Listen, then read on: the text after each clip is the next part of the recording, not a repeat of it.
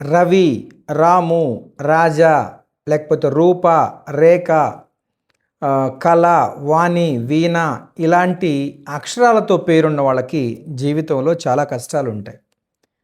అదేవిధంగా 4 అక్షరాల్లో ఇంగ్లీష్ లాంగ్వేజ్లో పేరున్న వాళ్ళకి డబ్బు నష్టపోతారు, స్థిరమైన జీవితం ఉండదు. చాలామంది మీరు గమనించండి, చాలా వ్యతిరేకమైన జీవితం ఉంటుంది. పేరే కథను తక్కువ అంచనా వేయొద్దు. మిమ్మల్ని గుర్తించేది పేరుతోనే. మీరైనా, నేనైనా, సీఎం అయినా, పిఎం అని చివరికి భగవంతుడు కూడా పేరుతో పరిచయం కావాలి.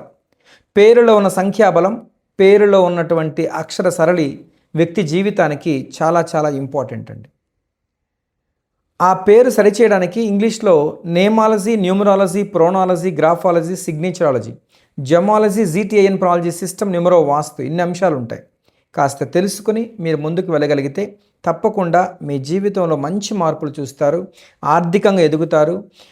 ఎందుకంటే ఎక్కడైనా మార్చుకోవాలి, రికార్డులు ఉన్నాయని కంగారొద్దు. జస్ట్ సంతకంలో చేంజ్ చేసుకోండి. ఒక అక్షరాన్ని సరి చేసుకుంటే చాలు. అనుకున్నది సాధించే అవకాశం సంఖ్యాశాస్త్రం మీకు అందిస్తుంది. తెలుసుకుని ముందుకెళ్ళండి, సక్సెస్ ఖచ్చితంగా ఉంటుంది. ఇన్ కేస్ ఏదైనా సమస్యలు ఉంటే స్క్రోల్ నెంబర్కి కాల్ చేయండి, మీతో మాట్లాడతాను.